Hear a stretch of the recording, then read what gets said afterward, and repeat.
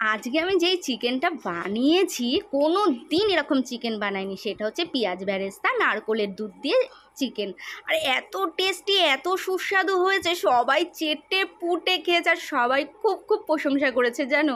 তা আজকে কিন্তু আমি তোমাদের পুরো চিকেনটা দেখাবো আর টেনে আমি দেবো আমার নিজের এই রান্নাটাকে। তো প্রথমে আমি পেঁয়াজ কেটে ভালো করে হাত দিয়ে সেটাকে ছাড়িয়ে নিলাম সুন্দর করে, কেন কি পেঁয়াজ বেরেস্তা করতে হবে তো। আর পেঁয়াজ বেরেস্তাটা কিন্তু প্রথমে আমি কিন্তু একদম গ্যাস বাড়িয়ে তেলটাকে করে নেব খুব গরম, আর তারপরে মিডিয়াম আঁচে করে আমি পেঁয়াজটা সুন্দর করে ভেজে নেব আস্তে আস্তে। তো দেখো এবার আমি সুন্দর করে পেঁয়াজগুলো ভেজে নেব।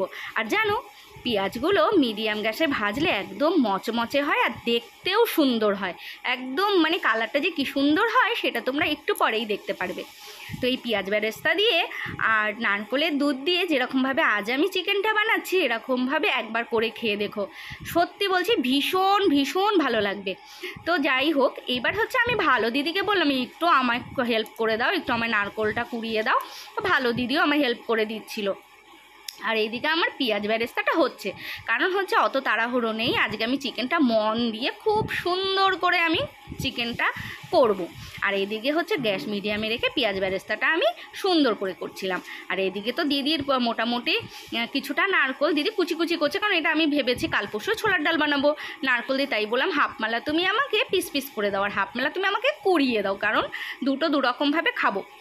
আর এদিকে দেখো পেঁয়াজ বেরেস্তা প্রায় হয়ে গেছে, এবার হচ্ছে আমার নামানোর পালা। এবার আমি পেঁয়াজ বেরেস্তাটা নামাবো, আর নামানোর পরে আজকে যে আমি সুন্দর করে চিকেনটা বানাবো না, তাই ভিডিওটা কেউ কোথাও একদম স্কিপ করো না, পুরো ভিডিওটা দেখো। তোমরা জানো যে আমি খারাপ হলেও বলি ভালো হলেও বলি, আজকে আমার এই চিকেন আমি কিন্তু টেনে নিজেকেই দিয়েছি, কারণ সত্যি কথা খুব খুব খুব সুন্দর হয়েছিল এই চিকেন রান্নাটা। আমি এত ভালো চিকেন রান্না করবো আমি তো জানিই না, আর এইটা কিন্তু সম্পূর্ণ আমার নিজস্ব ছিল, আমি কোথাও কাউকে নকল করিনি, আর একটু আইডিয়া শুধু নিয়েছিলাম। আর এইদিকে দেখো তেজপাতা আর জিরে তেলে দিয়ে দিয়েছিলাম ফোড়ন। আর হচ্ছে এইবার হচ্ছে চিকেনটা ঢেলে দেওয়ার পালা। চিকেনটা ভেবেছি আজকে হালকা হাতে একটু লবণ দিয়ে সামান্য একটু ভেজে নেব, তারপরে সমস্ত আইটেম দেব। আজকে মাংসটা যা জুসি হয়েছিল না, সত্যি কথা বলতে ম্যারিনেট করলে যেমন মাংস জুসি হয়, সেরকম হালকা হাতে যদি তোমরা তেলে মাংসটা একটু ভেজে নাও তাহলেও কিন্তু জুসি হয়। তো যাই হোক, আজকে আমি মাংসটা হালকা একটু ভেজে নিয়ে তারপরে করব। আর জানো তো মাংস হালকা ভেজে নিলে মাংসের একটা যে বাজে দুর্গন্ধ হয় সেটাও হয় না। আর তার জন্য আমি কি করলাম, সুন্দর করে হালকা করে একটু ভেজে নিলাম, আর ভেজে নিয়ে এবার সমস্ত মশলাগুলো আস্তে আস্তে করে অ্যাড করব আর করব। আর তোমরা সুন্দর করে কিন্তু ভিডিওটা দেখো। কিন্তু আমার রয়েছে লেগ পিস 4টে, আর লেগ পিসগুলো তো একটুখানি কেটে দেবো, কারণ না হলে আবার মশলা ঢুকবে না, সব দিকেই জ্বালা জানো। তো এই দেখো 4টে লেগ পিস আমি একটু সুন্দর করে কেটে দিয়েছি, আর কেটে দিয়ে সুন্দর করে এবার আমি দিয়ে দিলাম তেলে, আর এবার দিয়ে দিলাম লবণ। লবণ না দিলে তো আবার মাংসটা রাগ করবে, গলবেই না। তো যাই হোক, এইবার তো ভালো কথা, এবার একটু নেড়ে চেড়ে এবার দেবো আমি মশলা। আমি মিক্সারে কি করেছি আজকে জানো, অনেকটা 1 কিলো মাংসে আমি বড় বড় 2টো গোটা রসুন, আর প্রায় 50 গ্রামের মতন আদা, আর কিছুটা 2-3টের মতন কাঁচা লঙ্কা, এইগুলো আমি ভালো করে পেস্ট করে নিয়েছিলাম। আর তার সঙ্গে দিয়েছিলাম একটু কাশ্মীরি লঙ্কা আর একটু জিরে গুঁড়ো, এগুলো দিয়ে আমি সুন্দর করে একসাথে পেস্ট করে নিয়েছি।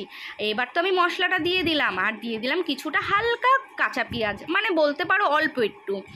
আর এবার হচ্ছে মিক্সার মেশিনে অনেক মশলা লেগে রয়েছে, সেগুলো জল দিয়ে ধুয়ে আমি দিয়ে দিলাম কড়াতে। তো এইবার হচ্ছে শুধুই আমার হচ্ছে কষানোর পালা, গ্যাস কমিয়ে আমি ঢেকে ঢেকে কষাবো, কারণ এক্সট্রাভাবে কোনো জল আমি দেব না, কারণ কি আমি যেহেতু নারকোলের দুধ দেব, আর এই জলেই মাংসটা আমার পুরো সিদ্ধ হয়ে যাবে। আর তোমরা তো সবাই জানো যে মাংস থেকে অনেক জল ওঠে, তাই গ্যাস বেশি বাড়ালে পুড়ে যেতে পারে। তাই মিডিয়াম টু লো করে আমি হচ্ছে চিকেনটা ঢেকে ঢেকে কষাবো। ও বাবা, আমার এত বড় কড়াইতে ঢাকনাটা দেখো কি ছোট। আমি সবসময় ভাবি যাবো যখন একটা বড় ঢাকনা কিনবো, আর কিনবোই করি আর ভুলে যাই, যখন ভিডিও বানাই তখনই মনে পড়ে ও মা আমার তো কেনাই হয়নি। তো যাই হোক, তবে হ্যাঁ খুব তাড়াতাড়ি একটা বড় ঢাকনা আমাকে কিনতেই হবে, কারণ আমার এই কড়াটা হয়ে গেছে অনেক বড়।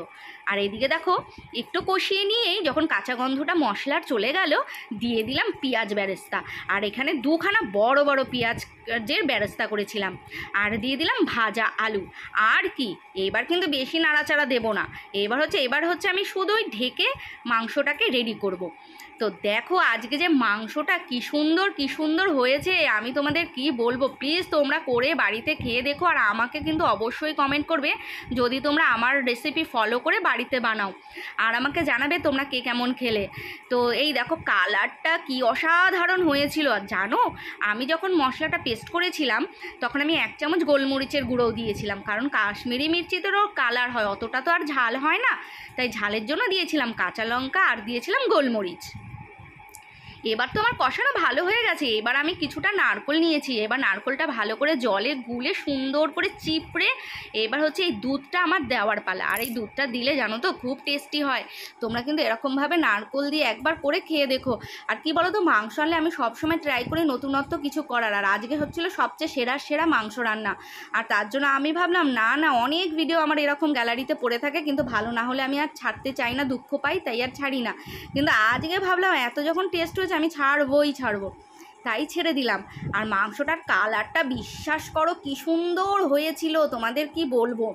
এবার ভালো করে নেড়ে চেড়ে এবার হচ্ছে গ্যাসটাকে মিডিয়াম করে শুধুই আমি আলুটা আর একটু সেদ্ধ হবে আর মাংসগুলো আর একটু সেদ্ধ হবে, ব্যাস তারপরেই কিন্তু আমার মাংস রান্না কমপ্লিট। আর লাস্টে কিন্তু অবশ্যই আমি দেবো গরম মশলা। আর হ্যাঁ, তোমরা যদি ধনেপাতা কেউ মাংস খেতে ভালোবাসো তোমরা কিন্তু ধনেপাতাও দিতে পারো, ধনেপাতা দিলেও খুব ভালো লাগে। তবে আজকে আমার কাছে ধনেপাতাই নেই, তাই আমি দেব গরম মশলা। আবার সেই ছোট ঢাকনাটা দিলাম, দেখেছো কি করব, আমার কাছে বড় ঢাকনা নেই, আর স্টিলের বড় থালা দিলে থালাগুলো বেঁকে যায়, তাই আর স্টিলের বড় থালা দেই না। তো দেখো মাংসটা কি সুন্দর হয়ে গেছে। একটু কি বলো আলাদাভাবে আর জল দিয়েছি? দেইনি, তাই না?